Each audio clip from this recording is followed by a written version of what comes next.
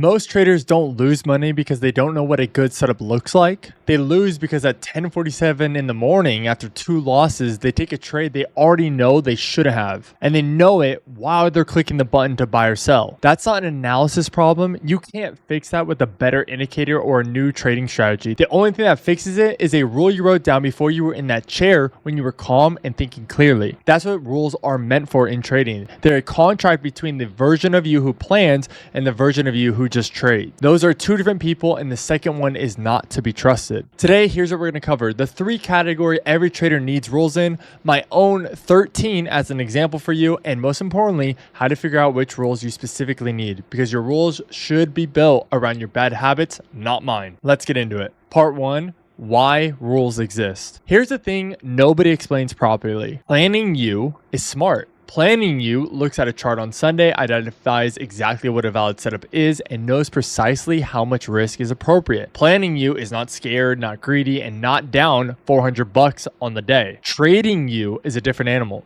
Trading you has adrenaline. Trading you just watch they move, go without you, and has FOMO. Trading you has a mortgage payment in mind and a screen full of red. Every rule you write is planning you, putting a fence around trading you. Here's why that matters more in futures than almost anywhere else. Leverage means trading you can do more damage in 10 minutes than planning you can repair in a month. One revenge trade at full size undoes 3 weeks of correct executions, which brings me to the most important thing in this video. A rule you can talk yourself out of in the moment isn't a rule, it's a preference. Real rules are either automated or they're binary enough that breaking one is obvious to you afterwards. Part 2. How to find your own rules. Before I give you mine, here's how you build yours. It's only 3 steps. First step, pull your last 20 trades, not your winners, every single trade. 2, find the pattern in the bad ones, not the losses. Losses are part of it, the bad trades, even if they're winners. The trades you regretted before the outcome was even known.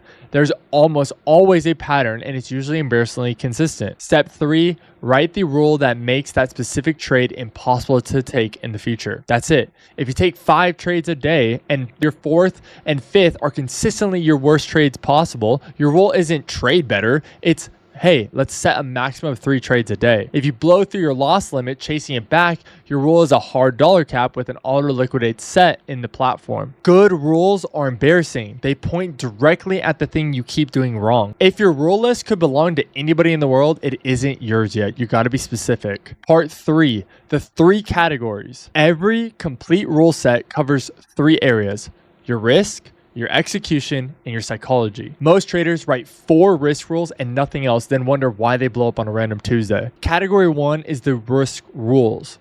These decide how much damage a bad day can actually do to one account. 1. Never lose more than $200 in a session. This is a hard number, not a percentage. I recalculated in my head. When it hits, I'm done for the day. My second rule, maximum 3 trades a day. And if I win off the first one, I'm done for the day. That second half is the one people find strange. But my worst trades in history have come after I win when I felt sharp. And feeling sharp is not an edge, that's just a feeling. Rule number 3, 1 prop account at a time, not 5. Buying evaluations bulk turns a skill problem into a lottery ticket, and cheap reset fees are exactly how firms get you to gamble, and the slow game is the better game. My rule number 4 for myself, know every rule of the account you're trading. Read the actual docs of your prop firm. Trailing drawdown that moves up with your peak equity, right? Knowing how that works. Consistency rules that disqualify you from making too much in one session. You need to know these things. How much is your daily loss cap? That frees the account instantly. People fail evaluations on rules they never read, not on bad trading. Rule number 5, shoot for a 1-to-1 risk reward ratio and take 2/3 off the position every single time. There's no adjusting because, oh, this one maybe feels a little better than the other. No, they all feel different. They all feel unique. We always take 2/3 off of our position.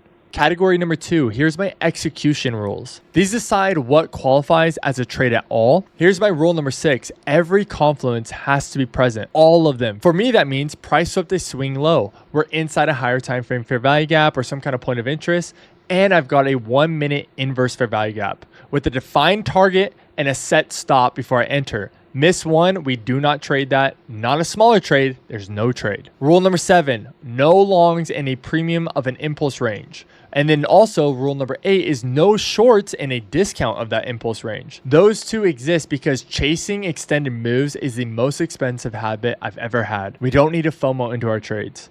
Rule number 9, no trading 5 minutes before or after a red folder news is released. Something like holding through CPI or NFP isn't a trade. You're doing a coin flip at that point and you're just gambling. Rule number 10, remove every distraction. Get my phone out of my face, no YouTube on one of my screens.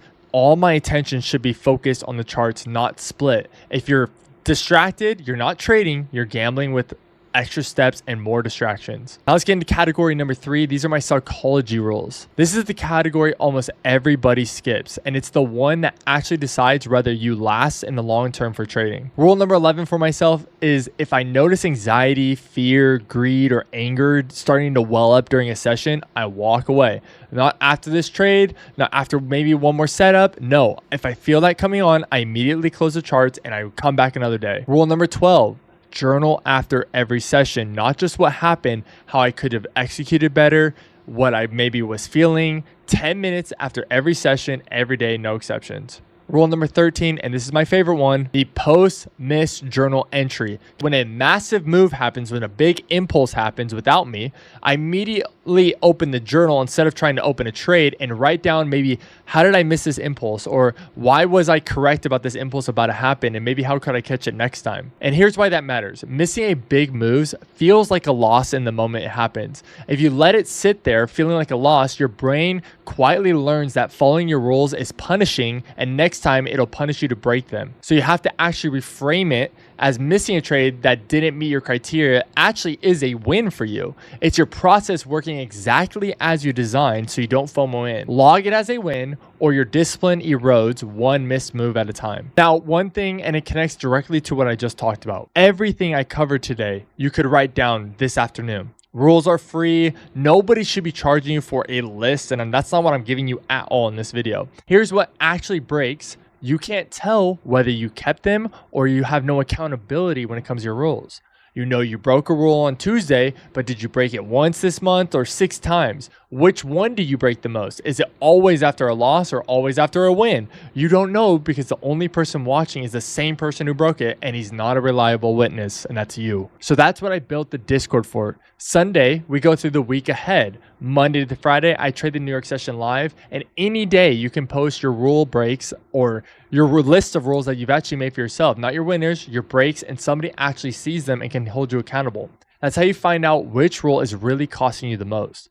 I don't post signals, I'm not telling anyone what to buy. Now on the pricing, and I want to be straight about it, the first 25 people in are locked in at $50 a month for as long as they stay. After 25 people, the price will go up for everyone after that. But if you're already in, you keep the $50 a month. That's on a countdown timer and nobody gets locked out. It's just that I can give 25 people really good attention, and I'd rather the early ones get the best deal possible. First come, first serve, and the 50 is permanent for whoever's in it. Link is in the description below. Part 5, this is my honest part about rules and trading. My 13 rules are not your 13 rules. Mine are built on my specific weaknesses, the trades I actually took and regretted. Make sure you're copying the categories and the process of how I came to these rules. Don't copy the exact list. It's not going to be helpful for you. If you take my rules and they don't map to your bad habits, you'll follow them for 2 weeks and drop them, and you'll think it was a discipline problem, and it wasn't. You just picked the wrong rules because they don't apply to you. They were never yours. Identify your key weaknesses, your bad habits, and build boundaries to protect yourself from you. If you're willing to do this or unwilling to follow the rules you set for yourself, I promise you,